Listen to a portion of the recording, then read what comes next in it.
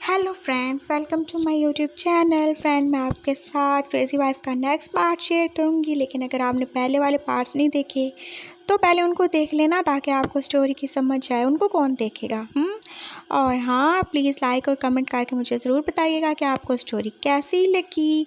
और जिन लोगों ने चैनल को सब्सक्राइब नहीं किया, प्लीज़ आप लोग चैनल को सब्सक्राइब कर लें और फिर भागा मत करें, ठीक है?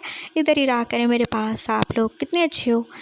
और हाँ, आई नो कि आपको स्टोरी थोड़ी सी सैड लग रही होगी कल के पार्ट के बाद, लेकिन मैं आपको बता दूं कि आपको परेशान होने की बिल्कुल भी ज़रूरत नहीं है, क्योंकि ये स्टोरी हमारी बहुत ही हैप्पी सी और फ़नी सी स्टोरी है और जिसमें आपको अभी बहुत सारा प्यार देखने को मिलेगा और हाँ, थोड़ा सा रोमांस भी देखने को मिलेगा और इसकी हैप्पी एंडिंग होगी। तो इसलिए परेशान तो आपने होना ही नहीं है। और वैसे भी थोड़ा सा सैड पार्ट अगर लाइफ में आ जाता है तो इसका मतलब ये थोड़ी है कि हमारी पूरी लाइफ ही सैड हो जाएगी।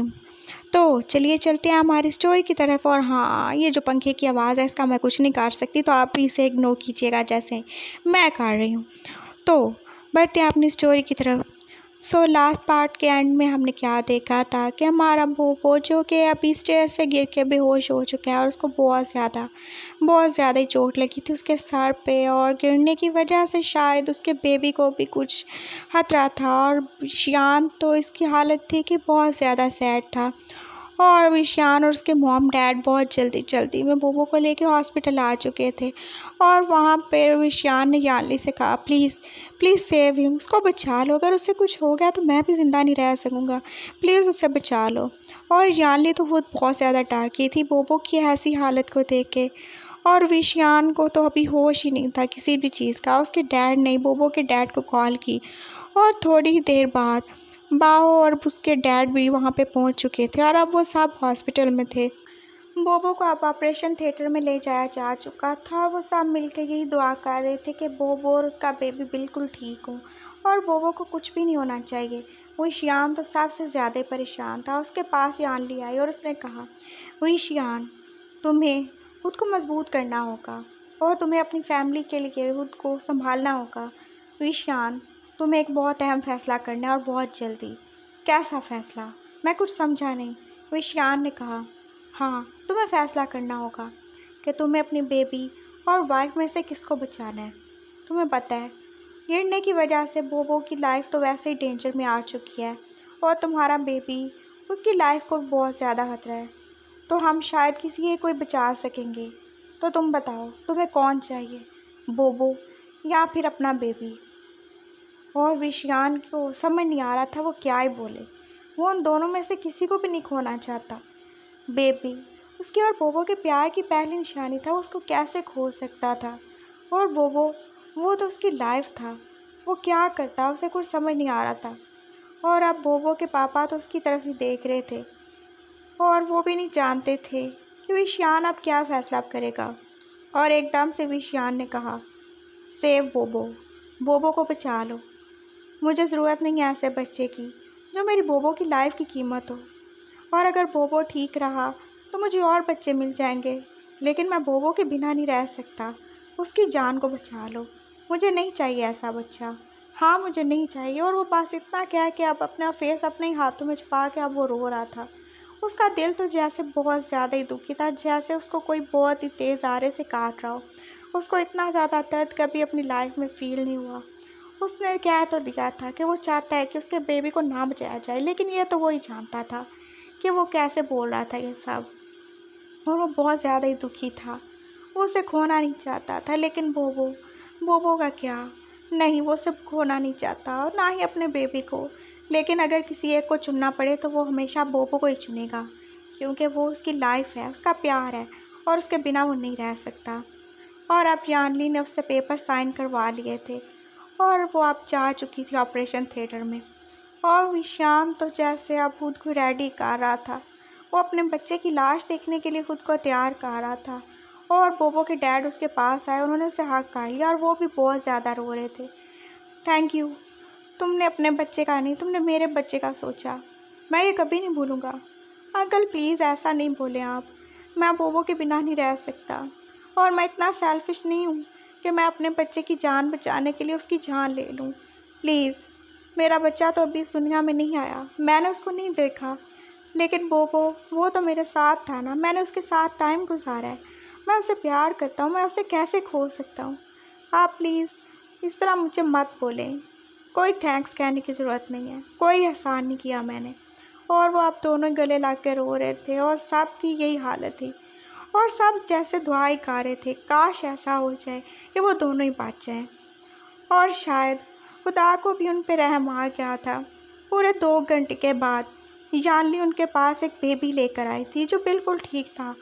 और विशियान को तो जैसे यकीन ही नहीं आ रहा था अपनी आंखों पर, ये क्या था। और यानली ने उसे बताया कि सब ठीक है, बोबो भी ठीक है और उसका बेबी भी। और विशियान ने पूछा, क्या सच में ये सब कैसे हो गया। यानली ने बताया कि उन्होंने ऑपरेशन के ज़रिए बेबी को निकाला है, क्योंकि बोबो तो इस कंडीशन में नहीं था कि उसकी नॉर्मल डिलीवरी हो सकती। और हाँ, बोबो के सर पे बहुत ज़्यादा चोट लगी थी, इसकी वजह से वो अभी बेहोश है। और विशियान तो बहुत ज़्यादा खुश था और उसने अपने बेबी को पकड़ा। वो कितना ज़्यादा क्यूट था, एकदम उसकी और बोबो की कॉपी था। और वो बहुत ज़्यादा खुश हो रहा था और अब उसकी आंखों से खुशी के मारे आंसू निकल रहे थे। और वो सबको बता रहा था, डैड, अंकल, मामा, बाऊ, ये देखो हमारा ज़ियान, और ये ठीक है, ये बच गया। और उसके डैड बोले, हाँ विशियान, इसे तो बचना ही था ना, क्योंकि ये तुम्हारा बेटा है और जैसे तुमने सेक्रीफाइस किया तो गॉड को तुम्हारा सेक्रीफाइस बहुत अच्छा लगा। तुम अंकल से उनका बेटा नहीं छीन सकते थे, तो गॉड ने तुम्हें भी इनाम के तौर पर तुम्हारा बच्चा वापस कर दिया है। और वो सब बहुत ज़्यादा खुश थे और वो अब बोबो को देखना चाहता था। वो अपने बच्चे को उसकी माँ से मिलाना चाहता था। और तब वो यानली के साथ अब रूम में गया। उसने देखा बोबो वहाँ पे लेटा हुआ है और वो बिल्कुल बेहोश है और उसके सर पे पट्टी बंधी हुई है। और अब यानली ने कहा, हाँ, आई होप कि ये जल्दी ठीक हो जाएगा और थोड़ी देर बाद इसे होश आ जाएगा। और विशियान तो अब उसकी तरफ देख रहा था। बोबो का कैसा पूरा फेस ही एकदम से येलो ही पड़ चुका था, उसका बहुत ज़्यादा ब्लड लॉस हो चुका था और वो बहुत ज़्यादा थका हुआ और बहुत ज़्यादा ही दुखी सा भी लग रहा था। शायद उसे बहुत ज़्यादा पेन फील हुआ होगा ना, एक ऑपरेशन और ऊपर से बेचारे को इतनी ज़्यादा चोट लगी थी, उसने ये सब पेन कैसे बर्दाश्त किया होगा। विशियान अब उसकी तरफ देख के सोच रहा था और तभी उसके बेबी ने एकदम से रोना शुरू कर दिया। ओह नो, अब वो क्या करे, बच्चे को तो भूख लगी है ना और उसे तो मिल्क चाहिए। और यानली ने कहा, लेकिन बोबो इस कंडीशन में नहीं है कि वो उसे फीड करवा सके। और विशियान भी क्या करे, उसे तो समझ नहीं आ रहा था और उसका बच्चा रोए जा रहा था। यानली ने कहा, मैं इसे नर्सरी में ले जाती हूँ। वो उसे लेकर नर्सरी में गई और विशियान भी अब उसके पीछे पीछे जा रहा था। वहाँ पे नर्स ने उसको फीडर पिलाने की कोशिश की, लेकिन नहीं, वो तो पी ही नहीं रहा था और वो बस रोए जा रहा था। और अब किसी को समझ नहीं आ रहा था कि क्या हो रहा है, और बच्चा क्यों दूध पी ही नहीं रहा और रोए जा रहा है। और फिर यानली ने फिर से उसे उठा लिया और अब उसे लेके चाइल्ड स्पेशलिस्ट के पास चली गई थी और विशियान भी उसके साथ साथ था। यानली उसकी फ्रेंड थी और वो बहुत ज़्यादा ही फिक्रमंद हो रही थी अपने दोस्त के लिए, उसके बच्चे के लिए और बोबो के लिए भी। और फिर उस डॉक्टर ने बताया कि बेबी बहुत ज़्यादा वीक है। हाँ, वो देखने में हेल्दी है, लेकिन वो अंदर से वीक है और उससे कोई भी मिल्क सूट नहीं करेगा, उसे तो बस उसकी माँ का दूध चाहिए। लेकिन वो कैसे, अभी कैसे मिल सकता है उसे। और फिर उसे समझ नहीं आ रहा था। तब वो दोनों फिर से आप बोबो के पास आए उसके रूम में, लेकिन बोबो तो अभी तक बेहोश है, उसे तो होश ही नहीं आ रहा। और फिर यानली ने उससे कहा, विशियान, आई थिंक अब हमें कुछ करना पड़ेगा। लेकिन क्या, विशियान सोच रहा था। और फिर यानली उसे बोबो के करीब लेके गई। उसने विशियान को अपने पास बुलाया और उसे बोला कि वो बोबो की शर्ट के बटन खोल दे। लेकिन क्यों, विशियान को तो कुछ भी समझ नहीं आ रहा था। यानली ने कहा, जो मैं तुम्हें कह रही हूँ वो करो। और फिर उसने ऐसे ही किया और उसने फिर सारे बटन खोल दिए थे। और फिर यानली ने बेबी को बोबो के ऊपर ही रख दिया था और उसका फेस बिल्कुल बोबो की ब्रेस्ट के साथ ही लगा दिया था। और बेबी तो जैसे बहुत ज़्यादा ही भूखा था, वो तो एकदम से उसको सक करने शुरू हो गया और वो सच में अब दूध ही पी रहा था। और विशान देख के हैरान हो रहा था, ये कैसे हो सकता है। हाँ, तो बोबो उसकी माँ है ना, और जब उसकी डिलीवरी हुई थी, तो जाहिर सी बात है वो उसको फीड भी तो करवा सकता है ना। लेकिन वो तो होश में नहीं है ना, वो ऐसे कैसे? हाँ, वो होश में नहीं है, लेकिन फिर भी देखो ना, उसके बेबी के लिए उसके पास मिल्क है और उसका बेबी भूखा नहीं रहेगा।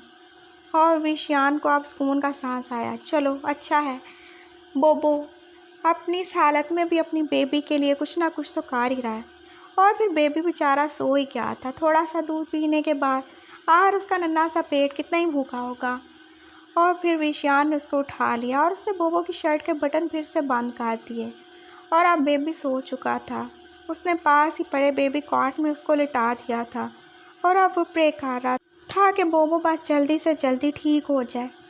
और वो वहीं पास ही उस चेयर पर बैठ के वो भी सो चुका था। वो कितना ज़्यादा स्ट्रेस में था।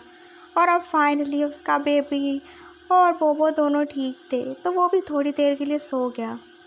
और फिर जब उसकी आंख खोली, उसने देखा बेबी तो फिर से उठ चुका है, लेकिन बोबो अभी तक क्यों नहीं उठा। उसे बहुत ज़्यादा फिक्र हो रही थी। क्या यार, इतना टाइम वो कैसे बेहोश रह सकता है? कोई भी इंजेक्शन उसको इतना टाइम कैसे सुला सकता है? और अब उसने फिर से यानली को बुलाया और उसने कहा, बोबो उठ क्यों नहीं रहा? कितनी देर हो गई है? ऐसा कौन सा इंजेक्शन दिया तुम लोगों ने इसे जो इसे होश ही नहीं आ रहा? और अब यानली भी बोबो को चेक कर रही थी, लेकिन बोबो तो उठ ही नहीं रहा। क्या हुआ है उसे? और फिर वो डॉक्टर के पास गई और फिर 2-3 डॉक्टर और आ गए और उन सब ने आप बोबो को चेक करना शुरू कर दिया। और उन्होंने विशियान को बोला कि वो थोड़ी देर के लिए रूम से बाहर चला जाए। और फिर वो ईशान बाहर चला गया, लेकिन वो बहुत ज़्यादा परेशान था कि आखिर क्या हो गया है, वो होश में क्यों नहीं आ रहा। और फिर 1 घंटे के बाद जब डॉक्टर रूम से बाहर आए तो वो सब एकदम चुप थे। और विशियान अब फिर से परेशान हो गया था। क्या हुआ? आप सब लोग ऐसे खामोश क्यों हैं? क्या हुआ मेरे बोबो को? वो ठीक तो है ना? और तब उनमें से एक डॉक्टर ने बताया, आई एम सॉरी। और विशियान को फिर से लगा कि जैसे अब फिर से कुछ बुरा ही होने वाला है उसके साथ। क्या मतलब आई एम सॉरी? क्या कह रहे हैं आप? वो तो बिल्कुल ठीक है ना, आप ऐसे क्यों कह रहे हैं? बोले ना, क्या हुआ इससे? वो अब फिर से बहुत ज़्यादा परेशान हो रहा था। आपकी वाइफ वो कोमा में जा चुके हैं। व्हाट? और उसको लगा वो अपने आप अपनी टांगों पे खड़ा ही नहीं रह सकेगा और वो एकदम से जैसे गिरने वाला ही था। और याली ने आगे बढ़ के उसे थाम लिया। उसके मॉम डैड और अंकल जो पास ही बैठे थे एकदम से खड़े हो गए। ये क्या कह रहे हैं आप डॉक्टर साहब? हाँ, मैं सही कह रहा हूँ। हमें लगा कि वो ठीक हो जाएगा। और बाद में जब हमने उसकी केस हिस्ट्री चेक की तो हमें पता चला कि उसको एग्जैक्ट उसी जगह पे चोट लगी है जहाँ पे 2 साल पहले उसका एक्सीडेंट होने की वजह से लगी थी। और इसी वजह से वो इतनी ज़्यादा दर्द और पेन को बर्दाश्त नहीं कर सका और वो कोमा में जा चुका है। तो तो अब क्या होगा? वो कब ठीक होगा? मेरे बच्चे का क्या होगा? वो कैसे अपनी माँ के बिना रहेगा? मेरा क्या होगा? मैं क्या करूँगा? बताएं ना मुझे डॉक्टर साहब, क्या होगा? बताएं मुझे, कैसे बोबो ठीक हो सकता है? मैं उसे दुनिया के किसी भी कोने में ले जाऊँगा, जहाँ आप बोलेंगे मैं वहाँ ले जाऊँगा, लेकिन उसको ठीक होना चाहिए। प्लीज़ बताएं, क्या करूँ मैं? वो अब डॉक्टर को पकड़ के पूछे जा रहा था। वही डॉक्टर ने कहा, देखिए मिस्टर विशियान, हम इसके बारे में कुछ भी नहीं कह सकते। कोई इंसान कोमा से कितनी देर में वापस आएगा कोई भी नहीं कह सकता। हाँ, ये तो उसकी विल पावर पे है और उसकी अपनी विश के ऊपर है कि क्या वो ठीक होना चाहता भी है या नहीं। और अब विशियान को समझ नहीं आ रहा था कि वो क्या करे। आखिर कैसे उसकी लाइफ एकदम से इतना चेंज हो सकती है। आज सुबह ही तो वो कितना ज़्यादा खुश था ना बोबो के साथ, और फिर एकदम से ये सब हो गया। उसका बेबी भी अब उसकी लाइफ में आ चुका है। वो कैसे रहेगा अपनी माँ के बिना? और क्या होगा उसका? और मेरा क्या होगा? वो बस सोचे जा रहा था और अब उसके पास रोने के अलावा और कोई काम ही नहीं था। उसके डैड ने उसको आगे बढ़ के हक किया, विशियान हौसला करो, तुम ऐसे कमज़ोर नहीं पड़ सकते और देखना बोबो ठीक हो जाएगा और बेबी को भी कुछ नहीं होगा। हम सब मिल के उसका ख्याल रखेंगे। और विशियान तो बस रोए जा रहा था। और बाव ने उसे आके कहा, बिल आप टेंशन नहीं लो, देखना गगा जल्दी ठीक हो जाएंगे और मैं हूँ ना, मैं ज़ियान का ख्याल रखूँगा, हम सब ख्याल रखेंगे, आप परेशान ना हो। वो अपने छोटे छोटे हाथों से उसका हाथ पकड़ कर अब उसे तसल्ली दे रहा था और विशियान ने उसकी तरफ देखा। हाँ बाव, तुम सही कह रहे हो। और उसने बाव को उठा लिया और अब वो फिर से उसे हक कर के रो रहा था। और इसी तरह अब उनकी रूटीन बन चुकी थी। अब 1 महीना हो चुका था, लेकिन बोबो अभी भी होश में नहीं आया था। और इस 1 महीने में भी शियान ने तो पूरा टाइम जैसे हॉस्पिटल में गुजारा था। वो अपने बच्चे के साथ और बोबो के साथ ही रहता था। और हाँ, उसका बेबी भी तो वैसे ही अब फीड करता था ना, जैसे उसने पहले दिन करवाया था। वो जब भी भूखा होता, वही शियान उसको वैसे ही बोबो के ब्रेस्ट से फीड करवा देता और वो सो जाता, क्योंकि कोई और मिल्क पीने के लिए तो वो रेडी नहीं था और ना ही उसका स्टमक इस बात के लिए उसको इजाज़त देता था, क्योंकि वो बहुत ज़्यादा वीक जो था। और विशान तो अब बस हॉस्पिटल का ही होके रह गया था। और बहुत सारे लोग उसे देखते थे, कैसे वो सारा दिन अपने बच्चे को संभालता था, उसका ख्याल रखता था और वो बस बैठ के बोबो को ही देखता रहता था। और वो उसका भी कितना ज़्यादा ख्याल रखता था। वो अपने हाथों से उसको स्पंज बाथ देता था, उसके कपड़े चेंज करता था और अपने हाथों से उसको क्लीन करता था। उसे उम्मीद थी आज नहीं तो कल बोबो जल्दी ठीक हो जाएगा। और इसी तरह उसने ना जाने कितने ही दिन गुजार दिए थे अपने बच्चे और बोबो के साथ। उसके मॉम डैड भी आते थे और बोबो के डैड भी और बाव भी। वो सब मिल के एक दूसरे को सपोर्ट कर रहे थे और सब मिलकर एक दूसरे का ख्याल रख रहे थे।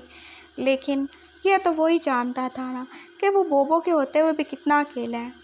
और वो आज फिर से बोबो के पास बैठा उससे बातें कर रहा था। और उसे तो ऐसे ही लगता था ना जैसे बोबो साहब सुन रहा है, और यही सच था। बोबो साहब सुनता था और सब फील कर सकता था, बस वो उठ ही तो नहीं रहा था।